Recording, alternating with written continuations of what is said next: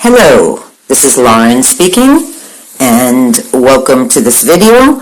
I'm going to be doing a video regarding medical astrology, particularly the lungs, and the unexpected, shocking emotional conflict that is linked to the lungs. And we'll also take a look, of course, at an individual's horoscope that has had lung issues, including a diagnosis of pneumonia, and we'll look at the natal disposition to why they may have perceived a conflict as shocking, particularly related to the lungs, or the conflict related to the lungs. And then we'll look at the current activity of transits over the past 3 years to pinpoint when the unexpected emotional conflict occurred and see the progression of the transits, etc. Okay, moving into the current time. So here we go. Let's take a look here at the conflict. Now, 20 years ago, I wrote a book, How Emotional Conflicts Trigger Disease, an astrological view, based on using sophisticated astrology, medical astrology, in connection with the findings and empirical research of Dr. Hamer, Hamer, which is termed the German New Medicine, or GNM. And Dr. Hamer concluded that the psyche, the brain, and the physical body are all working together, and that when animals or humans perceive a unexpected emotional conflict of a shocking nature that catches us completely off guard, out of the blue, unexpected, on the wrong foot, if perceived that way, it impacts upon the brain, a certain area of the brain, and this can be seen through a CT scan, and then that particular area of the brain has a relay to a specific organ in the body, and as well relates to a specific biological conflict, okay?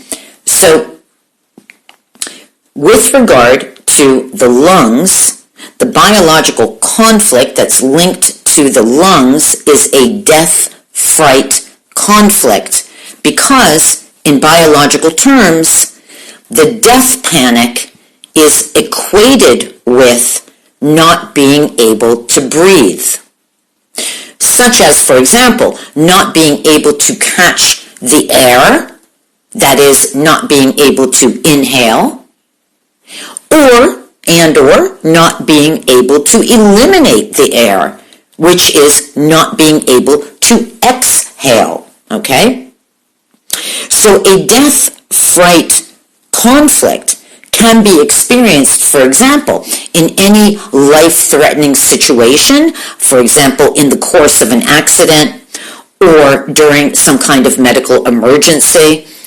And also very common, according to Dr. Hamer, is a death-fright conflict when it is brought on by a diagnosis shock of a person being told that they have some kind of a situation within the body, we could say, and often accompanied with aggressive words such as invasive, inoperable, uncurable, aggressive, this kind of thing. So that can definitely impact as a shock, unexpected shock on the individual. It could also come in terms of like a negative test results that one would get. It could even be a self-diagnostic shock where maybe the person has symptoms and they don't have an understanding, go online doing a lot of research, and they come across very, let's say, harmful information, which might be true, might not be true, but it could impact within a death, panic, fear conflict, okay? So there's all different ways that this could come about. Now, as we look at this individual's horoscope, we want to see natally what is the disposition, what is going on here. And with medical astrology, the ascendant is the physical body. And so planets situated in the first house and the ruler of the ascendant are very important. And in this individual's case, they have Aquarius rising and the ruler is Uranus. And we also look at the 12th house, which is the 12th house of many things, but it is the 12th house of what is called critical illness, okay? And we want to look at planets situated there and the ruler of the 12th house. And in this individual's case, Capricorn is on the 12th house cusp and Saturn rules the 12th house. Now notice the natal aspect configuration of Saturn square Uranus. Saturn square Uranus conjunct the moon. That brings in the ruler of the 12th house, Saturn, in a hard square aspect to the ruler of the ascendant, Uranus, and the moon in Cancer happens to rule the 6th house, which is a secondary health house in astrology. So we've got all three houses, the ascendant, 12th, and 6th house, in a natal aspect configuration. Now, we can even take this further. Notice how Pluto is actually sitting in the middle there. It is 45 degrees from Saturn. It is 45 degrees from Uranus and the moon.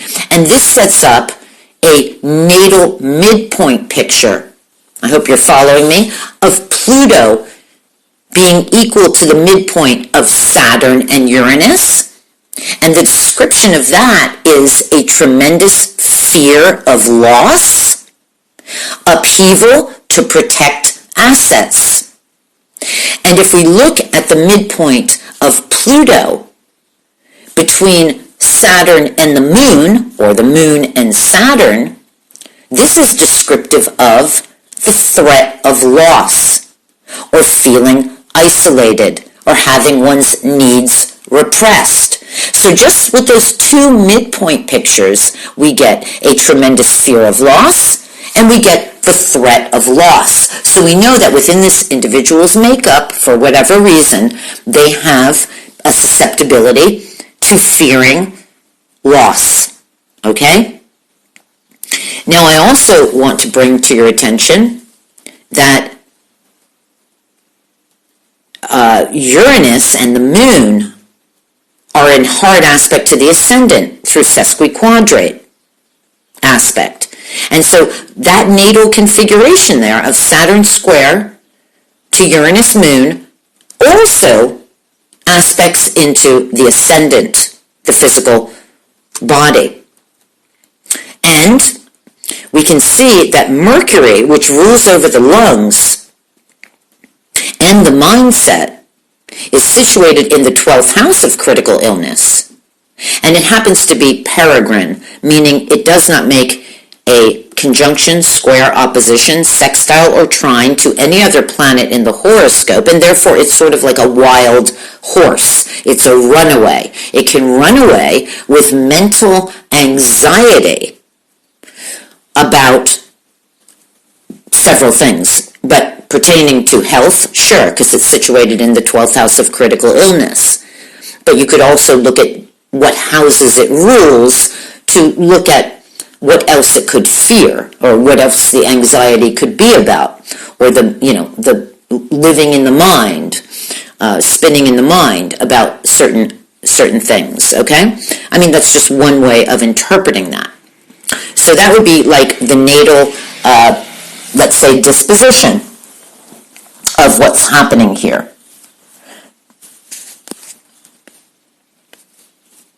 Now, according to Dr. Hammer,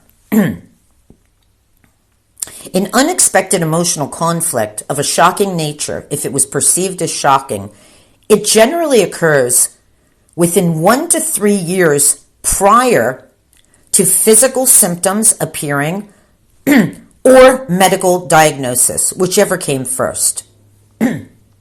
And therefore, we want to go back and take a look at what was going on, and we'll just focus on transits here, over the past 3 years.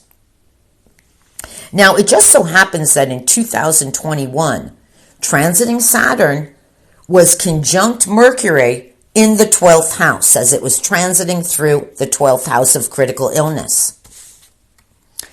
And it would then go on at the start of 2022 to oppose Pluto as it comes up to conjunct the ascendant. And whenever we have Saturn in hard aspect to Pluto, or Pluto to Saturn, this is an extremely challenging, difficult circumstances, we could say, okay? In a very challenging transit. Of course, Saturn coming up to conjunct the ascendant is also coming up to conjunct the physical body. So that was occurring in 2022, leading into the start of 2023.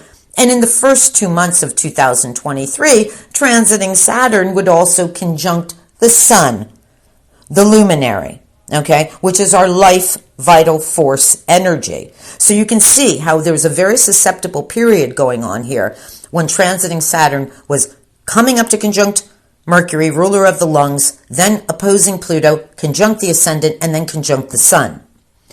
Now, simultaneously, when that was going on, transiting Uranus was square to Mercury in 2021, leading into the first few months of 2022.